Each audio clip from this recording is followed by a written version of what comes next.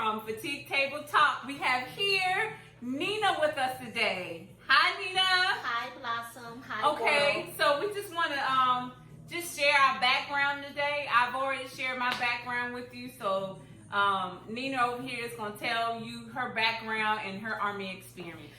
Okay, well, I am a Georgia peach. I grew up in Atlanta, Georgia. I joined the Army in 1990 and I retired in 2014. So basically I did 24 years, you know. While I was in the Army, I was a single parent the entire time I was in the Army. And I have deployed to Somalia, Bosnia, Iraq, and Afghanistan. Okay. So today we wanted to kind of talk about what's going on in the world today, and then some of our experiences of the racial tension or just things that we weren't accustomed to seeing when we first joined the Army. So what was it kind of like an experience that you had of seeing something that wasn't used to seeing in your community when you joined after you joined the Army? Well, you know, I didn't really experience racial, you know, I didn't experience anything racial. I grew up in Atlanta, Georgia. So, you know, it's pretty much everybody looked like me. Mm-hmm. But when I left Atlanta and got on a plane to Germany, I sat next to this German chick. I don't know if she was German or if she was white or whatever. Mm-hmm. But I brushed up against her. My arm brushed up against her. And she just looked at me like she was going to crawl out of her skin. And I cried the entire way to Germany. It just hurt my heart. Wow. And I called my big mama when I got there. And she told me, don't let them discourage you and to keep moving. Mm-hmm. But that hurt my heart because I had never experienced anything like that. Mm-hmm. Mm-hmm. And it's crazy that, you know, not knowing or not doing anything, that you can experience something like that and it can change your life for the better or it can change your life for the worse. So do you think it kind of, you know, how did it change your life from that experience? I think from that experience, that's when I started being more aware that people really was afraid of black people, or you know, I guess the hatefulness in people's heart. That's when it started hitting me, and at that time, I was 20, so it hurt my heart. Mm-hmm. Mm-hmm. It hurt. So I know for me, the first experience was when I was a little girl. I was in elementary school, and I moved from Washington, D.C. To Virginia. And I remember being in school and playing out in the playground. And I don't know what happened, but a little Caucasian boy called me the N-word. And I had never really heard the N-word, but the way he said it, I knew it was something that was really bad.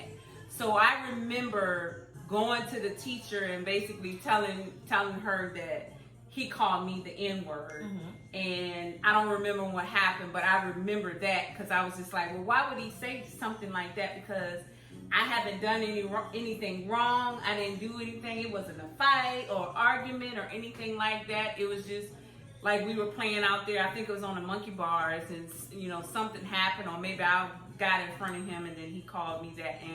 And I could just remember feeling like, I don't know what that means.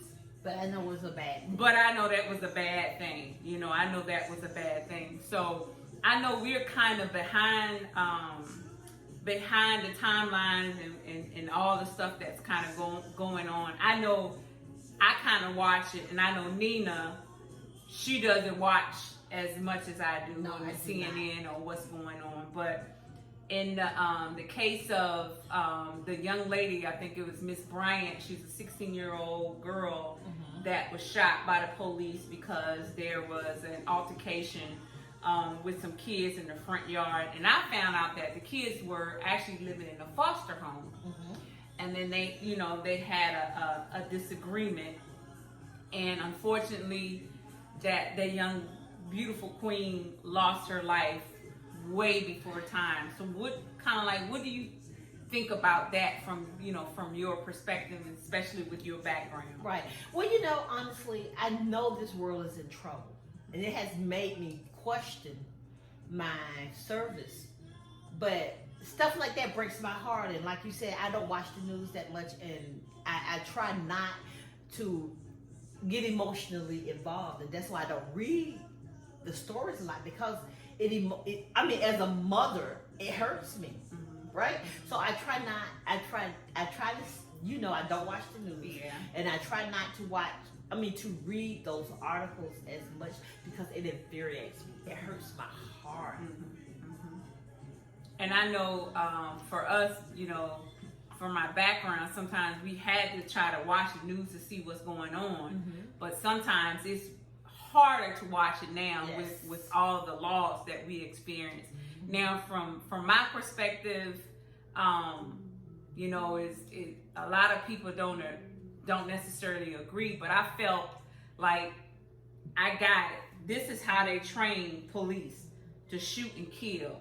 However, just because they train police to shoot and kill doesn't mean they have to shoot and kill. Yeah, but there's real disparaging. The numbers are disparaging between how often police officers shoot non-people of color versus when they shoot a person of color, and it is just so disheartening. It's so disheartening. People like, well, why don't you leave America? I'm never leaving America. No. I gave this country 24 years of my life. I am never leaving. Right? Yeah. I am never leaving. But to arrest a person that's not of color, to arrest them after they've committed a heinous crime, and then you get an unarmed person of color and they're dead, that pisses me off. Yeah. Pisses me off. And that's why, I have to unplug. Because, I would go around this world angry, and I can't afford it. Yes, with everything that's going on, and to me, for me, I find it discouraging, even for the people of color, to see certain acts that happen to people of color, and then they say, okay, it was justified. I believe, just me, it's never justified to take a person's life, especially if they haven't taken another life. Yes. And I know everybody kind of have like their different feelings about that, but from my experience being deployed overseas and certain things like that, we allow them. We don't go over to another country and kill and just continuing to kill people, but we do our own country like that. And it's like you said, it's discouraging. It's just heartening to just see that. And it's to the point where we've been so socialized, so trained, that you can sit there and look at a child lose their life and say, well, oh, what did she do? Yeah, what did she do? She deserved that. Like, how many times, and I always say, how many times as teenagers have we gotten into, other teenagers have gotten in predicaments, they're fighting, or they done picked up some kind of weapon, or they're doing something, and my thing is, hopefully police would have enough training to hopefully be able to save not just one life, but both lives. Yes. Lives. What was it? The study an article just came out about Jersey, some city in Jersey. Yeah. The police have not fired a shot since last year. Yes. Yeah. So why can't it happen there and not everywhere? It can be done if it want to. Right. If they truly want to, it can be done. But again, the privilege in our lives, sometimes they don't look at our lives the same as they look at other people's lives. And that's sad, because a lot of times I always think of, I fought for all people. Just not for black folks. Not for just black folks or people of color, all people. Yes. Not just Democrats or not just Republicans or independents, all people. But all people. Not just Christians, not just Muslims, but all people. Yes. Not just poor people, not just white people, poor people or rich people. but all people, not just female or male, not just adult or children, or all people. So when you see that and you sacrifice, like you said, 22, 24, whatever amount of years, it could be 2 or 3 or 4 years. But if you sacrifice that and then you see that, it pisses you off. It really does. You know. And someone asked me, do I regret my service? And honestly, my life is so wonderful. I don't regret one day of my service. However, it hurts my heart to see America going in this way. And it I know it's into a certain degree it's gotten better. But I can remember my dad telling me about how, they used to get their check. Men of color, of servicemen, had to go to the side door to get their check, and just other things that they experienced coming back home, not congratulating them, but either hating or just spewing discouraging words. And then here it is now today. We kind of still experiencing some of these things, and it is disheartening. It's very disheartening. Because, again, like we said, we joined the Army and we gave our life in service to all people. Yes, we sacrificed. You think about the birthdays that you missed, the anniversaries, the milestones in school, family reunions, everything. Yeah. Because we voluntarily joined the military, right? And the stuff that I missed, and now, with my feet hurting, my knee hurting, my hip hurting, and I'm like, did I waste my time serving this country? And it hurts my heart. But again, after all of that, I still don't regret my service. Yeah. I just think it is disheartening. It's just disheartening. And I will say, in terms of my service in the Army, my first experience of coming from DC area. I was born in DC, so my first duty station was Fort Lewis, Washington. I remember being there, and I saw an African American male, older male, and an Asian woman, husband and wife. And I remember seeing that, and I was just like, wow, I had never seen that before, and thinking about that, it wasn't any hate or any ill will feeling or anything. It was just different. And I can say that from all our duty stations, especially when you go overseas, it's just different. It's different. And it's okay to be different.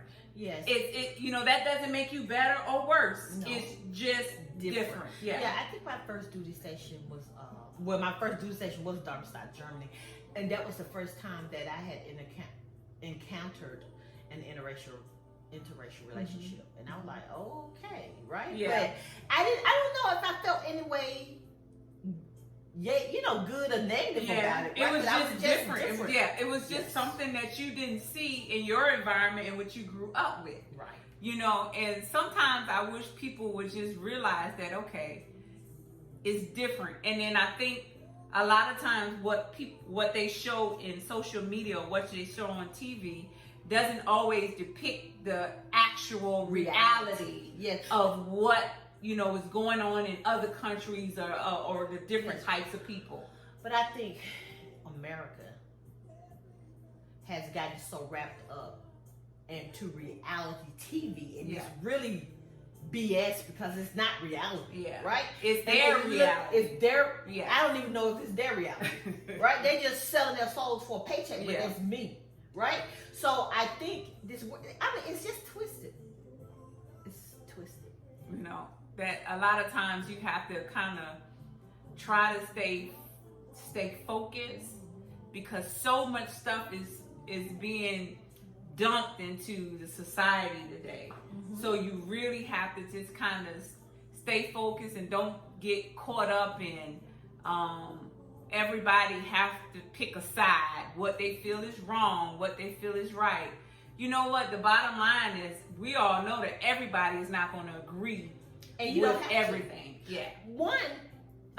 Who wants someone to agree with everything that they're saying, right? And two, what you think of me or about me is really none of my business. That's yours. That's you. And you can't hold me to the standard that you have in your head. Yes. Yes. Or your ideologies or whatever. You can hold me hostage to it because that's you, not me. And it's just, you know, and I think one thing about the Army, it helped us to be able to communicate and have relationships with people that's completely different from us. Yes, because I mean, that's the one thing that's so wonderful about the military. Because regardless of your race, your creed, your nationality, your religion, your gender, you have to deal with everyone. You don't. I don't like Blossom because she's black. I don't want to deal with her. That's not the military reality. No, it's not. Because I realized that we all had to come together for a mission. Right. You don't have to like each other, but you have to get this mission done. Yeah. You have to complete the mission. You don't have, and I mean, you don't have to like me, and I don't give a crap about you liking me. Anyway, we are here to accomplish this mission. Once we accomplish that mission, then we go on our separate ways. Yeah. So I really think that helped me. And you mature because you learn how to interact with all types of everyone. People that don't speak your language, people that do but have a different different religious background, or just whole different beliefs. And the amazing thing about it is that when we came together on our personal time, we could always have a good time because we all respected each other. Yeah. So, you know, sometimes I wish that, you know, other people would realize, like, okay, God, I don't have to agree with you. You don't have to agree with me. Just but respect I do my decision. Respect my decision, respect my thought process on certain things, and I'll do the same for you. And then that's it. So it's like, freak, it's not rocket science. It's not. Respect the people that you know, just respect individuals. You know, again, as I said, everybody breathe the same air. If you cut me, we both gonna bleed. It might not be the same type of blood, but it's gonna be red. It's gonna be red. Right, so it is what it is. Yes.